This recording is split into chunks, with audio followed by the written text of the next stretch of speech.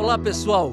Muito prazer estar aqui novamente com vocês numa edição de Jornalismo de Verdade.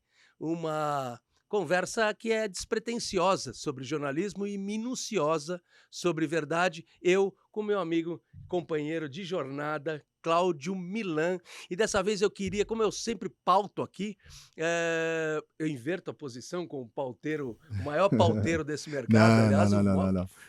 o jornalista que faz as reportagens que trazem furo jornalístico, trazem análises inovadoras, surpreendentes, e com isso para contribuir com o seu negócio e remunerar a sua atenção.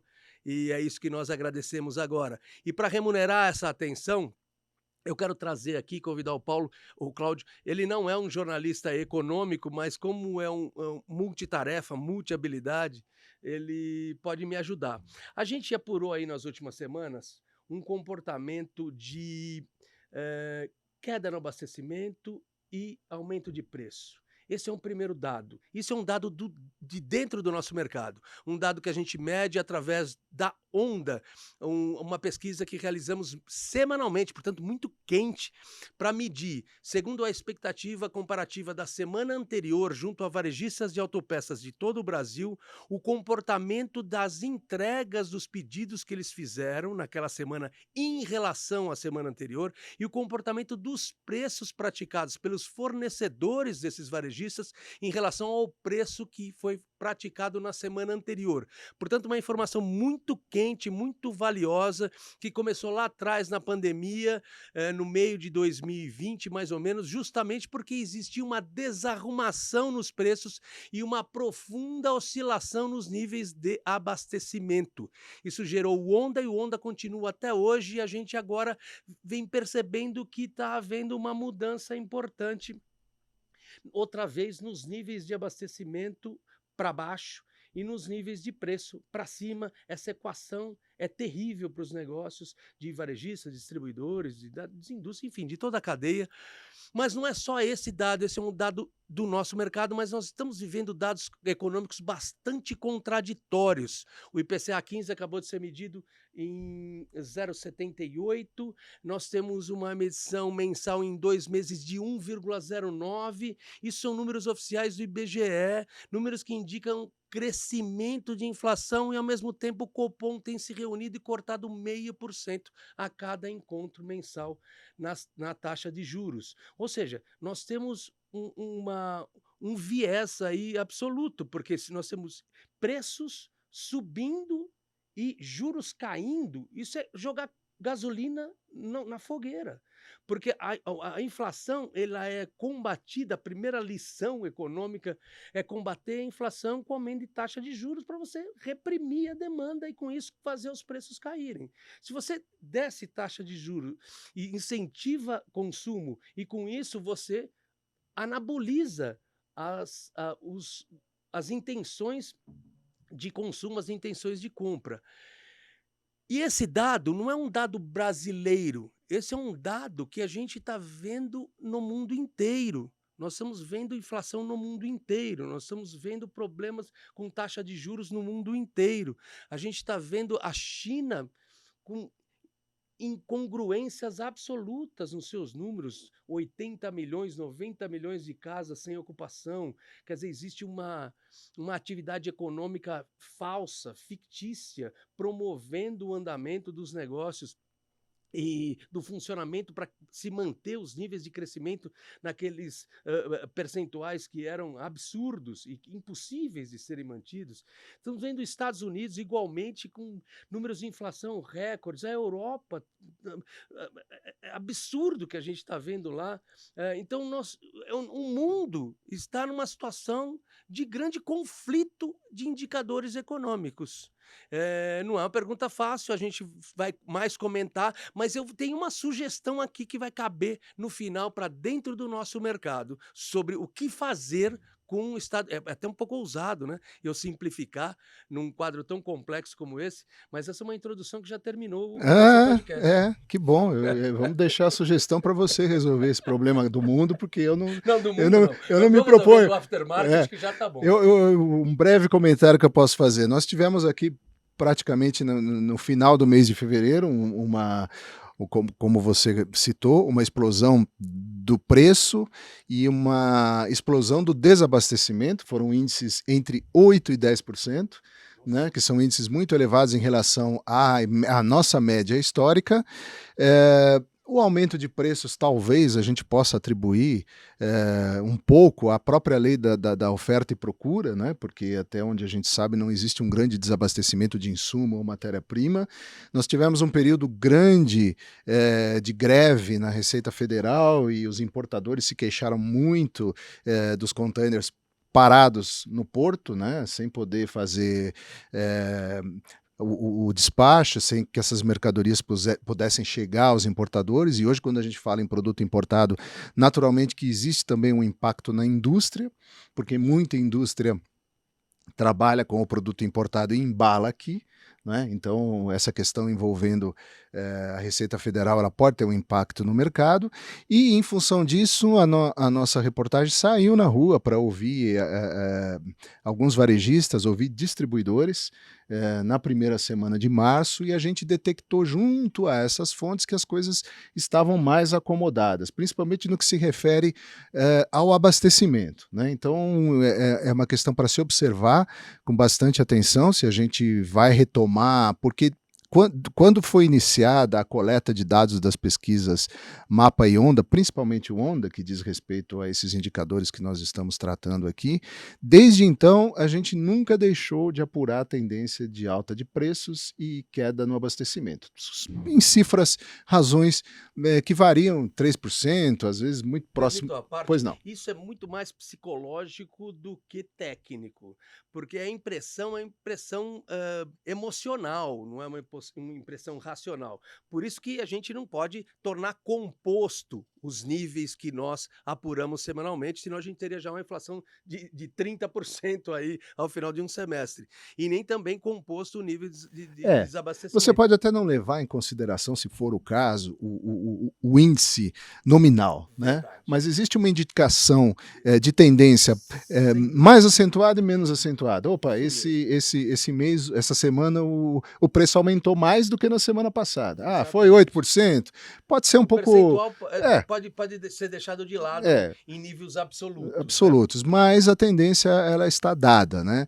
Então, exatamente. O que a gente, naturalmente, isso chamou a nossa atenção, a gente foi pesquisar, nós estamos trabalhando nisso, mas a gente ainda não produziu um conteúdo, justamente por ter encontrado um pouco de reação do mercado naquelas fontes que nós conversamos. Então a gente pretende observar um pouco mais isso com atenção antes de chegar a uma conclusão, né?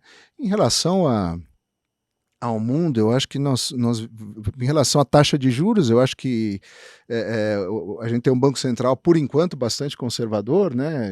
Se eu não me engano, em setembro muda o presidente do Banco Central, ele vai vir indicado pelo atual governo, que tem uma tendência maior a gastar, e naturalmente a política pode ser mudada, embora a decisão caiba aí ao Copom como um todo, né?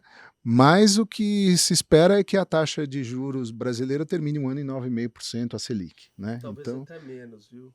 Acho que eu diria, é melhor ficar no 9, porque pode ser até 8,5. Vamos aguardar, né?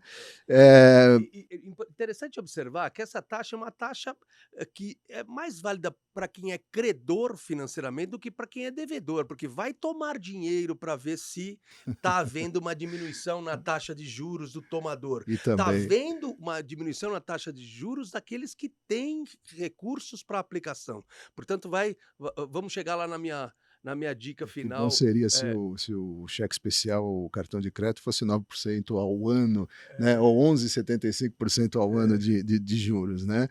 E o mundo propriamente vive um momento de instabilidade que eu acho que nos últimos anos a gente não presenciou, né? Uma guerra na Europa que não tem fim, já são 2 anos. A situação lá em Israel se torna cada vez mais complexa.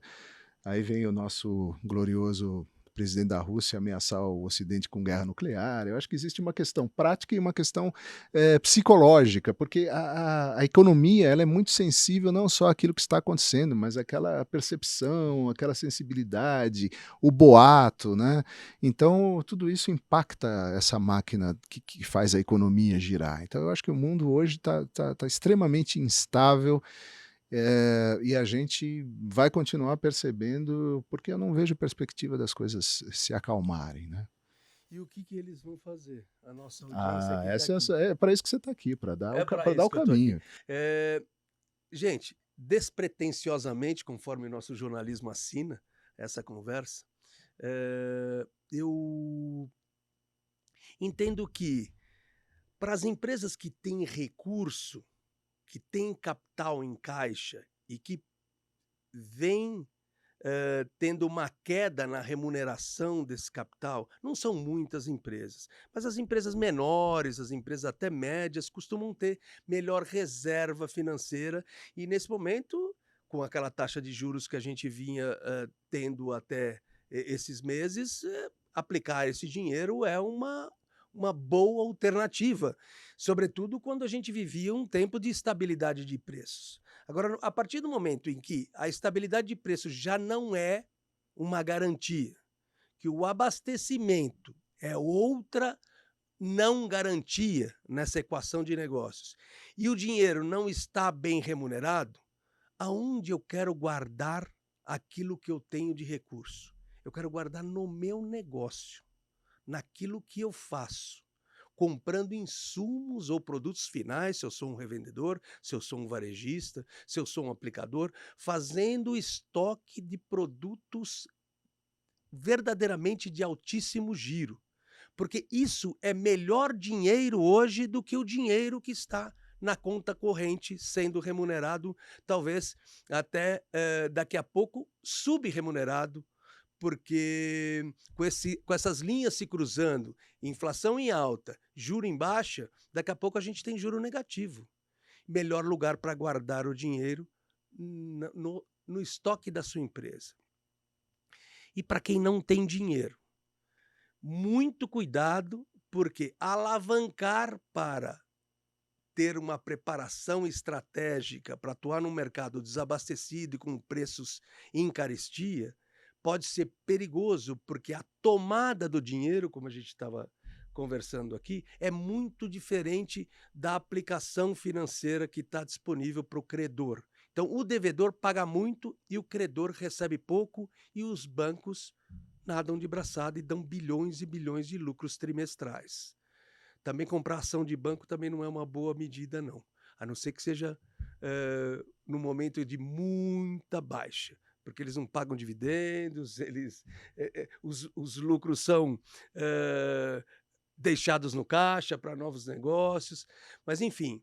Então é isso que eu aconselharia para você que tem um varejo, para você que tem uma pequena indústria ou tem uma distribuidora ou mesmo uma empresa de reparação. Investe no seu negócio. Não deixe o seu negócio na mão do banco. Esse dinheiro que está no banco deve virar peça. Peça que não signifique custo para ser mantida no estoque, mas signifique uma aplicação financeira, uma remuneração por essa tendência de valorização maior no seu estoque do que o seu dinheiro no banco. O que você acha disso, Cláudio? Acho que faz todo sentido, Ricardo. Eu acho que faz todo sentido. É muito bom. A gente sabe que muitas empresas mascararam até ineficiência de gestão Com nas inflação, décadas né? de Inflação. 1980, de 1990, que quando houve a estabilidade financeira, muitas perderam o principal ingrediente do seu negócio, que era a receita de comprar e virada de lista, e aí segurar o aumento e repassar parte do aumento, e com isso podia ser ineficiente, podia fazer uma série de coisas erradas na gestão dos negócios, que ainda assim a empresa prosperava. Agora não. Mas esse momento é um momento propício para a gente pensar nas velhas lições. Acho que vale você refletir. Essa é a conversa, uma conversa sincera do jornalismo de verdade, criativa, para ensinar e para aprender. Acho que a gente ensinou e aprendeu aqui mais uma vez. Principalmente aprendeu, né? Agora eu vou cuidar das minhas aplicações. E eu quero lembrar você, se inscreva aí no canal, deixe seu like. Se você quiser comentar, tá aí a caixa abaixo. E se você não quiser aplicar no seu negócio, como ele está sugerindo aqui, você me manda um e-mail que eu passo o número da minha conta e você também vai fazer um bom negócio, principalmente para mim. Tem mais um detalhe. Se inscreve na comunidade do WhatsApp do Aftermarket Automotivo, onde estão as maiores lideranças da indústria, da distribuição, do varejo e da reparação. Você deve estar lá também. O link está aí na descrição do vídeo. É só clicar lá que você vai ser aceito e vai passar a diariamente receber notícias como essa, que são frutos de um jornalismo de verdade. Muito obrigado, pessoal. Até a próxima.